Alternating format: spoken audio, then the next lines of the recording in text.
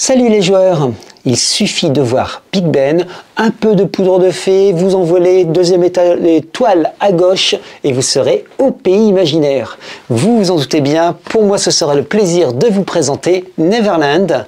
Neverland, un jeu qui n'était pas forcément attendu, donc une très belle surprise. Un jeu motorisé sous la 5e édition et paru chez Arkane Asylum. Alors quelques mots avant de passer à la présentation et bien sûr la critique. Déjà vous dire que l'aspect tactile de ce livre est magnifique, un livre donc vous voyez doré, très joli. C'est un superbe livre, une impression tactile de suédine très agréable. C'est un jeu d'Andrew Kolb, auteur et illustrateur de jeux de rôle. C'est un monsieur qui se décrit comme étant néophyte dans le JDR et qui aime s'amuser et partager sa jeu ludique. Alors il s'agit ici bien sûr d'une traduction réalisée par Arkane Asylum. C'est un livre au format A4, un peu plus de 170 pages.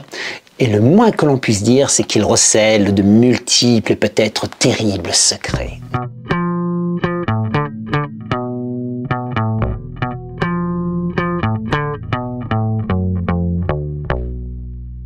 Alors bien entendu, Neverland évoque le pays perdu. Et les œuvres plusieurs fois remaniées de James Matthew Barrie, homme plutôt ayant vécu à la fin du 19e, début 20e siècle, puisqu'il est né en 1860 et mort en 1937. Il a d'abord écrit pour le théâtre, et puis ensuite son œuvre s'est diffusée en livre. Donc on peut retenir entre autres Peter Pan ou le garçon qui ne voulait pas grandir, ou encore Peter et Wendy.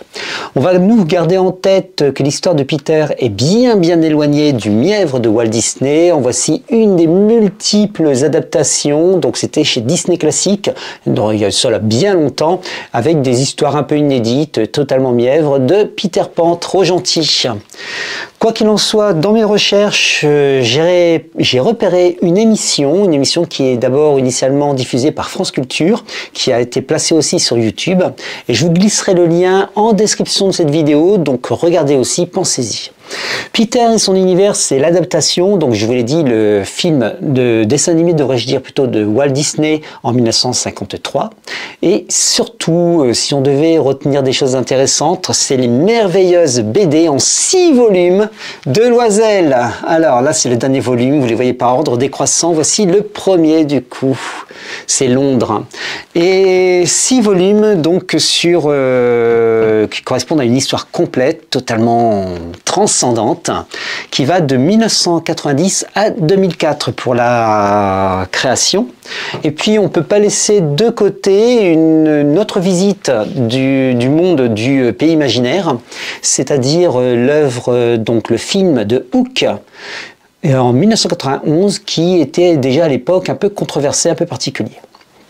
Alors en tout cas nous allons revenir sur le livre paru récemment, ou plutôt devrais-je dire le livre et sa carte, car il s'accompagne d'une carte ici avec un style graphique très particulier, on va revenir dessus, et puis des hexagones au dos de celle-ci.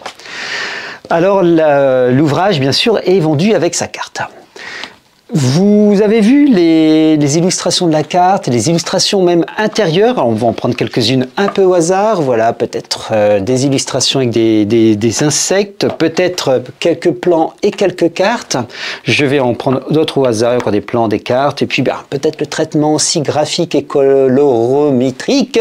Je crois que c'est à peu près ça. Et ça évoque véritablement l'OSR. Nous avons des hexagones, nous avons des tables, des illustrations très marquantes, qui, moi, me projette dans les illustrations pour enfants de la première moitié du XXe siècle. Donc très évocateur, l'imagination peut s'emparer de ces illustrations, et en fait, oui, réellement très différent de ce qu'on peut voir habituellement. Alors pour rappel, l'auteur est aussi l'illustrateur. Donc pour moi, c'est véritablement ce que l'on peut développer lorsqu'on travaille seul. Une belle réussite d'ouvrage lorsqu'on travaille seul, en tout cas, quel travail! Voilà, c'est très très belle réussite. Enfin, sur la tranche, alors voilà ça, on va essayer de faire un petit zoom, vous voyez du rouge, peut-être du vert en dessous, etc. Bon, sachez que ça ne correspond pas au chapitre, au code couleur annoncé dans le chapitre, dans la table des matières, puisque le monde est en vert, les habitants sont en rouge, et le monde et les habitants correspondent au petit encart qui est en rouge. Ce n'est pas la seule petite coquille, nous avons ici en 4e de couverture, je propose une longue campagne d'exploration, exploration avec un H.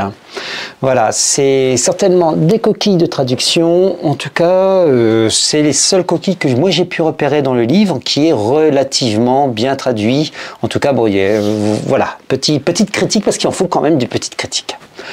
Voici l'ordre des chapitres peut-être. L'ordre des chapitres, ici, nous avons donc, chapitre 1 serait le monde, ensuite les habitants, puis après l'île, ensuite elle-femme, puis les ressources et enfin quelques histoires du pays imaginaire. Donc 6 chapitres parsèment ce livre, je vous propose de les découvrir au fur et à mesure. Eh bien, tout commence par le chapitre 1, c'est-à-dire le monde. Aussitôt, il nous est présenté une succession d'événements, qu'est-ce qui se passe au pays imaginaire, donc peut-être des voyages, des raccourcis, des loisirs, de l'amusement, mais surtout des personnages essentiels. On va y trouver par exemple un grand oiseau blanc, des gnomes, la reine Mab. Alors je ne sais pas si vous les connaissez, moi je ne les connaissais pas, visiblement ils sont issus de l'imagination d'Andrew et ont une place totalement logique, presque spirituelle avec l'île.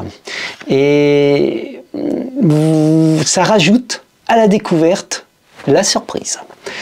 Alors, ce jeu vous propose donc de vous déplacer dans une carte avec des hexagones. Chaque hexagone représente 3 km, soit environ 4 heures de marche. Donc 4 heures pour le traverser à peu près. Vous allez explorer ce pays et surtout, cet équilibre est fragile. Donc faites très attention. Vos personnages vont arriver comme des éléphants dans un magasin de verre. Et le fragile équilibre de ce monde risque d'être vraiment perturbé. Il va être perturbé et va perturber le second chapitre, c'est-à-dire les habitants. En réalité, comprenons un bestiaire bien fourni, où l'on retrouve par ordre alphabétique des monstres, entre guillemets, divers. Alors ça commence par des abrascatch, puis tout de suite après des araignées, vous voyez, ordre alphabétique. Et chacun de ces personnages ont un ancrage bien particulier aussi dans ce monde très original. Nous sommes sur le monde de Peter Pan, le monde du pays imaginaire, mais avec un poil d'originalité supplémentaire. Wendy sera par exemple certainement différente de l'image que l'on pourrait se donner si on connaît l'œuvre de Barry. Et dans ce bestiaire, nous allons retrouver les enfants perdus, des araignées, le capitaine Crochet et beaucoup d'autres, d'ailleurs le crocodile. Le 3e chapitre, alors le 3e chapitre, parce que le bestiaire est assez conséquent, le 3e chapitre c'est l'île en tant que telle. Et l'île est décrite avec ses 24 hexagones. C'est un chapitre avec de nombreux lieux décrits, de nombreux... du coup, il y a beaucoup de tableaux en fait, beaucoup de tableaux où vous allez tirer des D20, des D12, même des D6, pour découvrir des créatures, PNJ, des rencontres ou des effets de zone. Enfin, il y a aussi même un jet pour l'exploration, c'est-à-dire des trouvailles, trésors ou autres. Donc, là, on arrive sur de l'OSR, on arrive sur un bac à sable quasiment d'OSR avec cette île et ses différents lieux et on va y rentrer, voilà. Donc on pénètre dans ces lieux avec ces tables par lieu. Alors, si on a des trouvailles, le chapitre 4 nous emmène dans une particulière, étrange trouvaille. Donc je vais tout de suite aller au chapitre 4 qui est assez court, il va de la page 83 à 89 et c'est Elfham. Elfham, c'est un lieu totalement à part, c'est le pays des fées. Un endroit à secret. Du coup, je vous en dirai pas trop. Si ce n'est que vous allez trouver des conseils OMJ offerts pour jouer le groupe en Elfham. Et je vous en dis pas plus parce que ça serait vraiment gâcher les petits plaisirs que l'on peut trouver dans ce livre. Bien entendu, lorsqu'on sort d'Elpham, on peut être que conquis, on sait qu'on a un immense bac à sable, et c'est un statut qui va se confirmer avec le chapitre suivant. Le chapitre suivant, c'est-à-dire les ressources. Dans les ressources, nous allons y trouver des cartes et encore des tables, notamment pour créer des donjons, tels par exemple le crâne. Sont présents aussi à l'intérieur, alors voilà, je vous montre quelques cartes pour vous confirmer cela, mais sont présents aussi à l'intérieur de ce chapitre ressources des graines d'aventure, des tables, des tableaux, mais des graines d'aventure sous forme de quelques phrases, une ou deux phrases, ou encore des rumeurs, enfin des points qui nous permettent de donner vie aux PNJ. Donc par exemple des motivations que pourraient avoir certains PNJ, certaines actions. Alors je vous montre encore deux, trois autres choses. Et il nous reste un dernier chapitre, les histoires du pays imaginaire, qui peut être divisé, lui, en deux parties. Alors, c'est plutôt un chapitre qui est plutôt un chapitre d'art. Art littéraire d'un côté, il y a des petites nouvelles. Donc par exemple, je prends chapitre 19, alors ça commence au chapitre 19, il y en a jusqu'au chapitre 25 je crois, une journée à la plage, et vous allez avoir comme un livre de contes, chapitre 20, Clochette et l'araignée, vous allez avoir comme un livre de contes des petites nouvelles qui donnent corps, qui donnent peut-être loisir à l'imagination de s'évader tout doucement. Et en dernier point, en dernier lieu, après ce chapitre, ah oh, j'ai dit 25, c'est ça, oui 25, eh ben, nous allons retrouver plutôt des croquis, c'est plutôt le côté art graphique ici qui va s'exprimer, des croquis, des esquisses, les illustrations que l'on retrouve présentes dans le livre. Donc c'est assez plaisant de voir le travail de l'auteur, de voir par exemple les effets pour réfléchir sur le titre Neverland, avec les graphes, peut-être des propositions de couverture. Tout est ici pensé, ça donne son travail. Ça donne un petit quelque chose de plus à son travail. Voilà, nous allons pouvoir refermer le livre. Et maintenant, voici la critique. Que vous dire réellement et critiquable de Neverland? Alors bien sûr, vous l'aurez repéré, des coquilles, quelques petites coquilles que l'on peut facilement excuser. Nous avons aussi un jeu qui se prête totalement à un old school. Voilà, c'est plutôt de l'OSR, c'est plutôt de l'ancien. Bon, il faut être fan, j'avoue que ça ne me dérange pas, mais je comprends parfaitement que certaines personnes puissent être réticentes. On se laisse néanmoins très vite et très facilement absorber, ne serait-ce que par la qualité des illustrations et puis ensuite le texte clair, net, précis, qui peut nous emmener dans cette imagination, en tout cas dans cette île imaginaire. C'est de la 5e édition, c'est facile à transposer, c'est facile, enfin voilà, c'est un cadre de jeu. C'est facile, soit. Est-ce que ce cadre de jeu, ça me donne envie d'y jouer? C'est quand même ça le principal. Ben, je vous avouerai que oui quand même. Bien sûr que j'ai envie d'y jouer.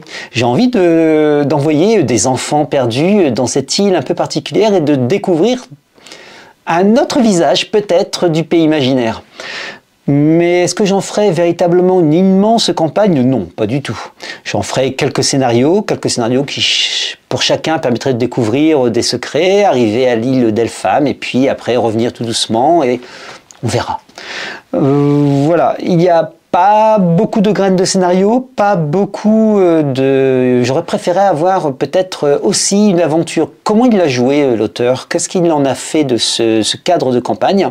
Avoir quelques conseils supplémentaires, ça aurait été vraiment le bienvenu. Ça aussi, c'est une petite critique.